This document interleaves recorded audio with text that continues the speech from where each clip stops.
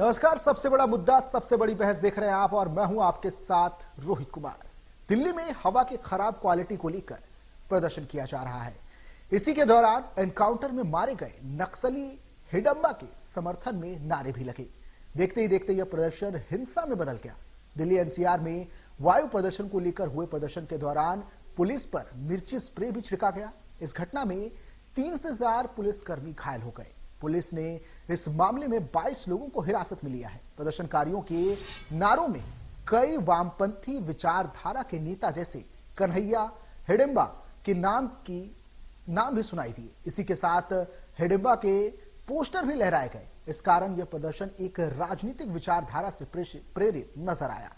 दरअसल हिडिंबा एक कुख्यात नक्सली थी जिसे सुरक्षा बलों ने एक मुठभेड़ में मार गिराया था। इस पूरे मामले पर छत्तीसगढ़ के उप मुख्यमंत्री विजय शर्मा ने कहा है कि वह बच्चे हैं, उन्हें नहीं पता कि वह किस बारे में बात कर रहे हैं, फिर भी उन्हें यह सिखाने की जरूरत है कि डेमोक्रेसी कैसे काम करती है, असली सरकारें कैसे बनती हैं, उनका मकसद और वजूद क्या है और वे असल में कैसे काम करती है। वहीं कांग्रेस ने इसे अभिव्यक्ति की आजादी से जोड़ते हुए केंद्र सरकार की विफलता बताया।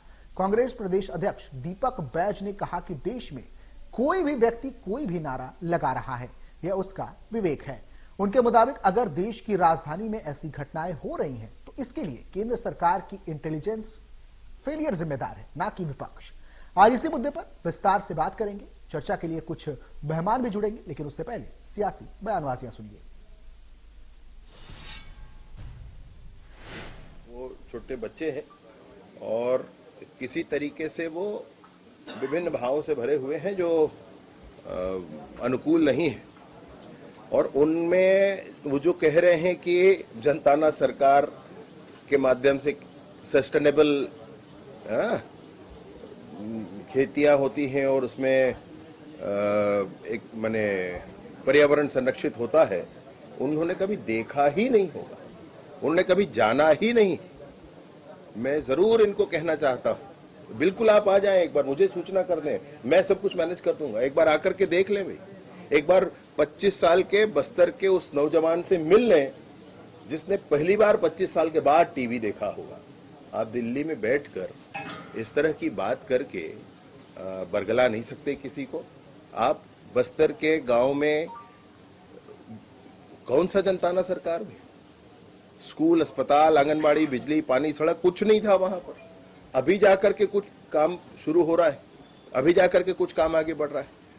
इस तरह से सोचना बिना जाने बिना समझे ये उचित नहीं है। और बच्चों के संदर्भ में मैं सिर्फ इतना ही कहूंगा कि वो कम उम्र के हैं, उचित भाव के साथ समाज और देश के लिए बोलना अच्छी बात है, प्रश्न करना अच्छी बात है, उसमें कहीं कोई संशय नहीं। लेकिन आप उचित चीजों को जाने और उसके बाद कहें तो अच्छा है। सुनी सुनाई बातों पर अगर आप कहेंगे तो उचित नहीं है। कोई भी देश में अगर कहीं नारा लगा रहा है, ये उनके विवेक है, लेकिन ये है कि हिडमा की मौत को लेकर कि ये तो है कि बस्तर में कहीं ना कहीं नक्सली संगठन को बड़ा झटका इससे लगा है और कहीं ना कहीं हिडमा नक्सलियों का बड़ा लीडर था और कहीं ना कहीं बस्तर में उनका अच्छा पेट और पकड़ भी रहा। उनके मरने से नक्सली संगठन को झटका लगा है। बाकी कौन क्या नारा लगा रहा है वो जाने।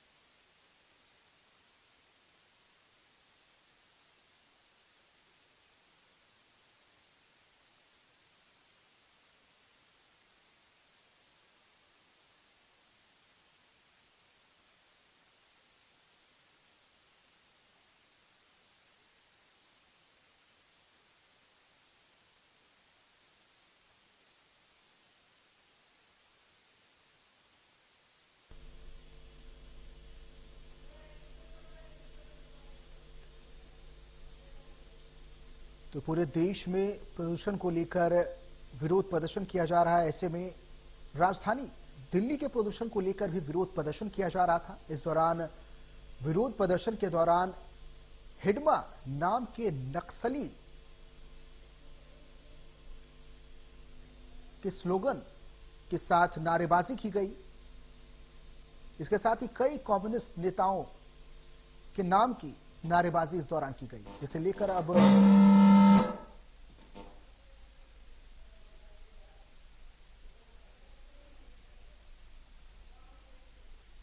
चलिए चर्चा की शुरुआत कर लेते हैं और अपने दोनों मेहमानों का स्वागत करते हैं। आलोक सोनी बीजेपी प्रवक्ता हमारे साथ जुड़ चुके हैं, कांग्रेस प्रवक्ता आशीष यादव भी हमारे साथ जुड़ चुके हैं।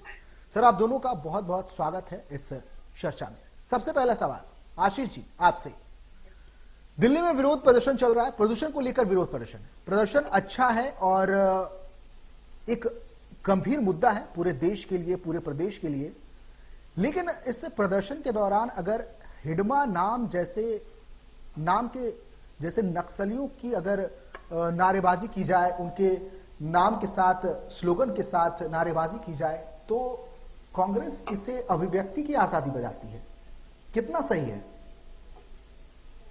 ये जो प्रदर्शन हो रहा था? पहली बात तो ये दिल्ली में जिस तरीके से लोगों को बेवकूफ बनाया गया और सरकार द्वारा जो दिखावटी मेजर्स लिए गए पॉल्यूशन के लिए, उसके खिलाफ सड़कों पर जनता है। और पूरे देश में, छत्तीसगढ़ में से लेकर दिल्ली तक यही स्थिति है कि जनता सड़कों पर है।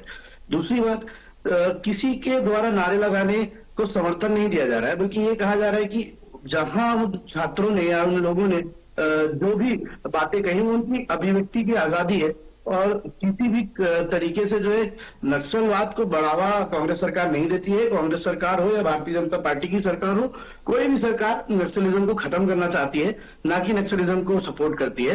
बट ये बात की लोगों की बोलने की आजादी छीनने का काम अगर केंद्र सरकार करेगी तो निश्चित रूप से विपक्ष को इसकी आवाज उठानी होगी। लेकिन आशीष, आपको नहीं लगता कि जो प्रदर्शनकारी हैं उनको ये भी पता होना चाहिए कि आप किसके नाम की नारेबाजी कर रहे हैं, किसके नाम के स्लोगन की नारेबाजी कर रहे हैं? क्या आप ये नहीं जरूरी समझते? देखिए, प्रदर्शनकारी जो है आम जनता है, ना कि किसी पार्टी से प्रेरित है, ना किसी पार्टी के वो कार्यकर्ता है। छत्तीसगढ़ में जिस तरीके से निश्चित रूप से हम इस बात का स्वागत करते हैं कि नक्सलिज्म पर सरकार एक्टिव है और हिडम्बा के जाने से नक्सलियों को बड़ा झटका जरूर मिला है। और ये बात को सही तरीके से सरकार को बताना होगा सभी लोगों को कि सरकार ने एक नक्सली के खिलाफ कार्रवाई करते हुए जो है जीत पाई है, ना कि इस तरीके से जो लोग वहां प्रदर्शन कर रहे हैं उन पर लाठीचार्ज करना और उन पर जो है ये आरोप लगाना कि उन्होंने गलत कहा। बल्कि उनको ये करना चाहिए था कि उन लोगों को समझाया जाना चाहिए था कि हिडम्बा के नारे क्यों लगे वहां और किस तरीके से ये बात हुई। ये आश्चर्यजनक है। ठीक है आशीष।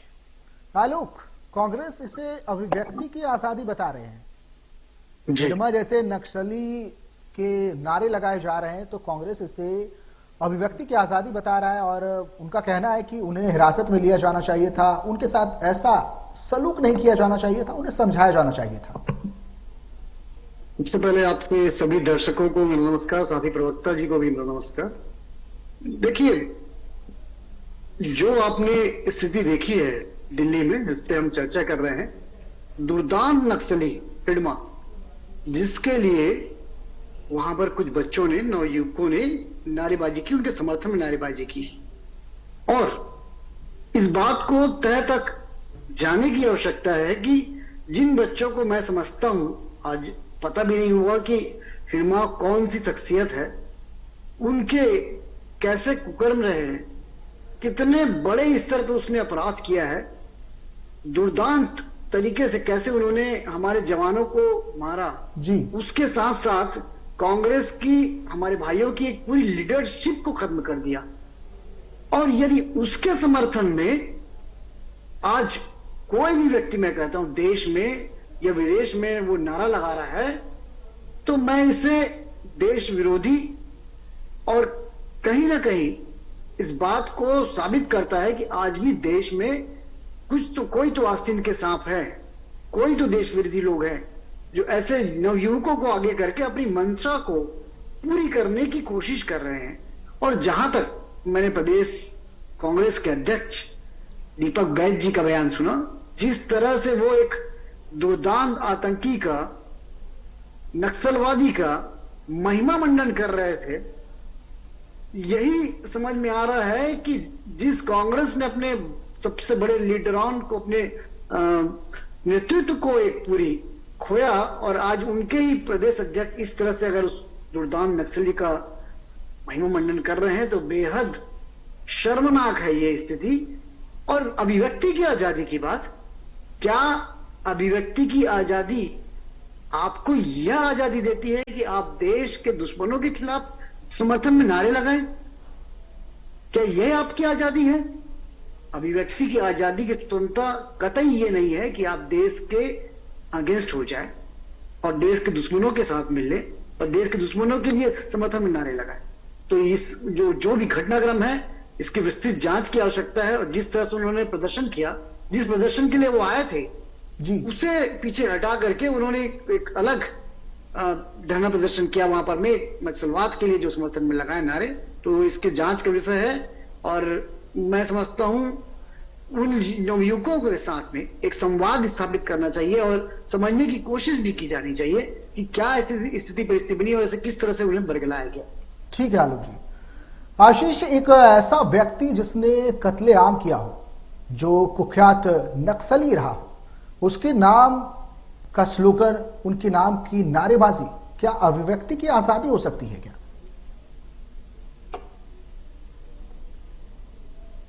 आशीष जी।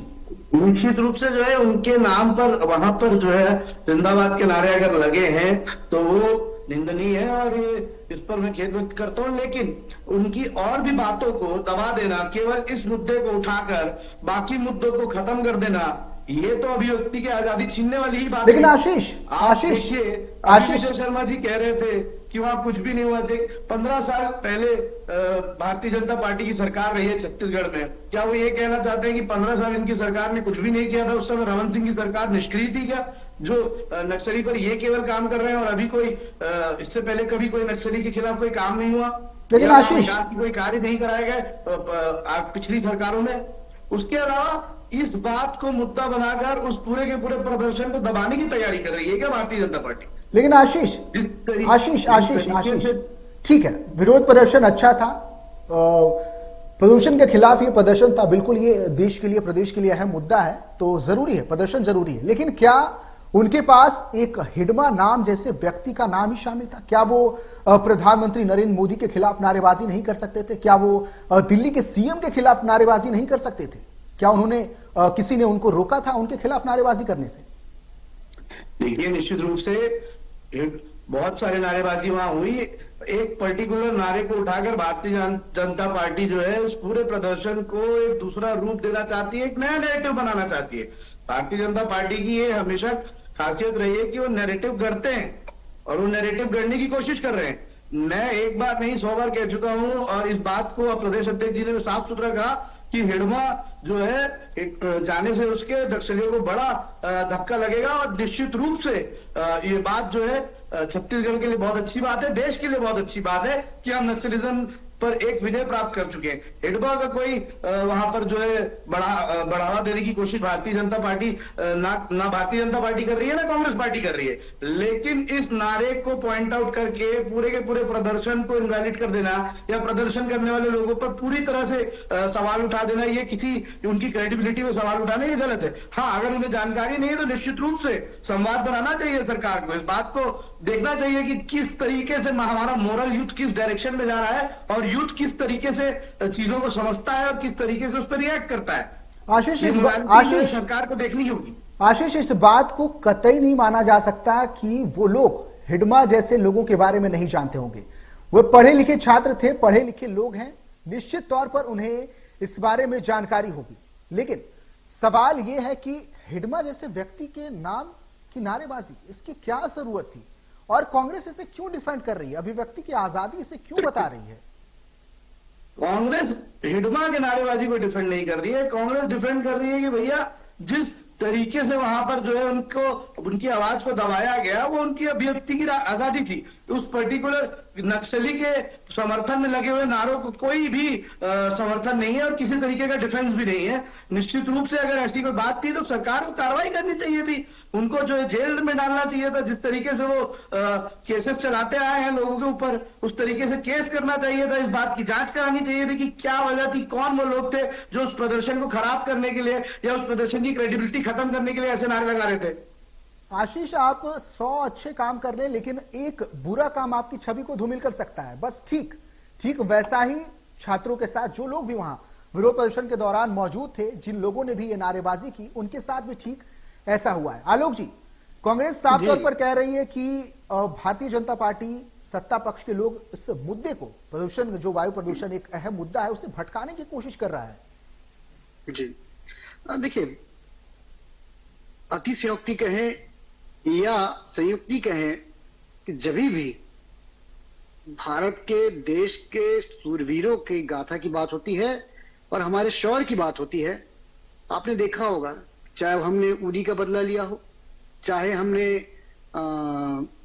पहलगाम का बदला लिया हो, चाहे हमने पुलगांव का बदला लिया हो, जब जब हमारे वीर सैनिकों ने शौर्य दिखाया है, जब शौर्य दिखाया है, तब कोई न कोई कांग्रेस के नेता उन शौर्य वीरों पर प्रश्न चिन्ह लगाते हैं।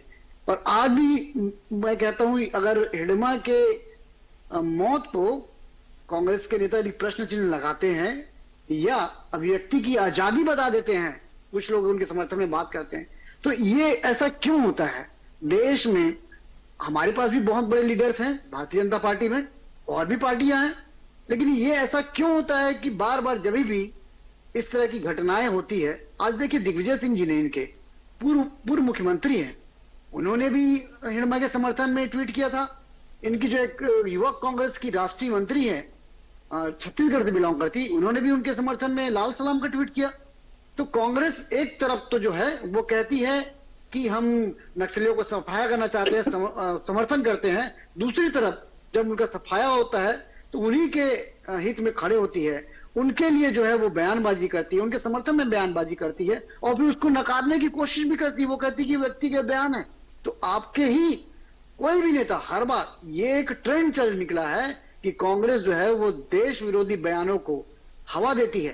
कांग्रेस जो है वो देश विरोधी जो भी कार्य करने वाले लोग हैं उन्हें समर्थन देने की कोशिश करती है। अरे राजनीति करिए, विकास की बात करिए, विकास की राजनीति करिए, विकास में सवाल पूछे, लेकिन इस तरह के कार्यों को आप जो है व्यक्ति की आजादी का नाम दे करके देश के खिलाफ मत होइए और देश की जनता के मूड को समझिए और देश के सूरवीर जो शौर्य प्रदर्शन करने वाले जो हमारे जवान हैं उनके खिलाफ जो है मैं कहता हूं कांग्रेस जो को जो है इस तरह के बयानबाजी से बचना चाहिए। ठीक है, आशीष जी जवाब दीजिए।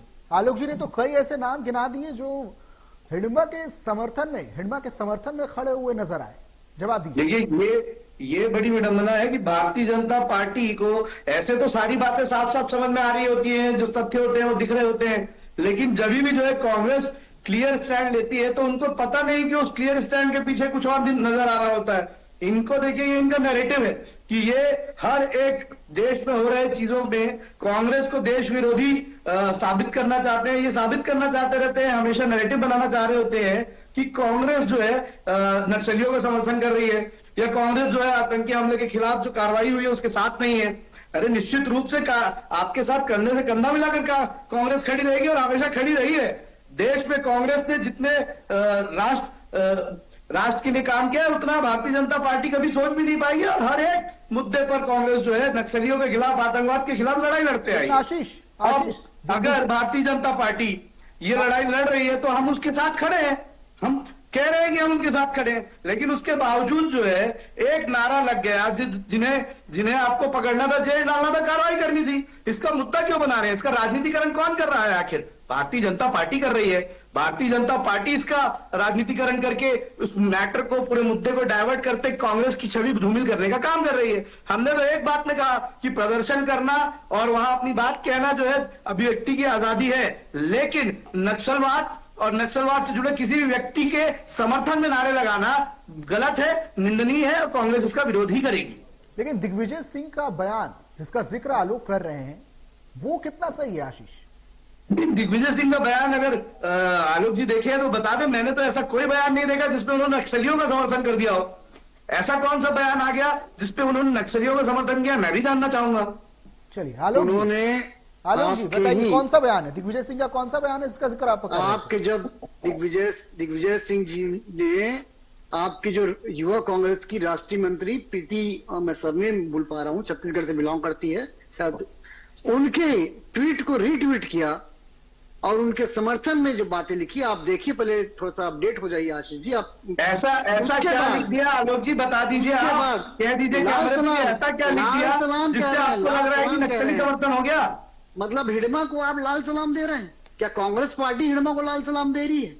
उनकी मृत्यु पर क्या कांग्रेस पार्टी लाल सलाम? अरे हम सरवा जुलूम चलाने वाले लोग हैं। सरवा जुलूम जो है वो भारतीय जनता पार्टी के शासन काल में चला, और जिस व्यक्ति ने कांग्रेस से उनको सपोर्ट किया, जो हमारे बस्तर टाइगर से महेंद्र कर्मा जी, बिल्कुल उनकी ये शुरुआत थी और आलोक जी पद चिन्हों पर चढ़कर जो है आंदोलन किया गया था। आलोक जी करने के लिए आशीष जी, आलोक आशीष नेता खोए हैं नक्सलियों ने, आलोक आशीष हमारे बड़े अभिभावक सीने, ठीक है जानते हैं कि पूरी की पूरी कांग्रेस पार्टी को साफ करने की साजिश की गई थी नक्सलियों द्वारा। बार ठीक है आलोक आशीष, समय की कमी है। आलोक आशीष, आप दोनों मेहमानों का बहुत शुक्रिया।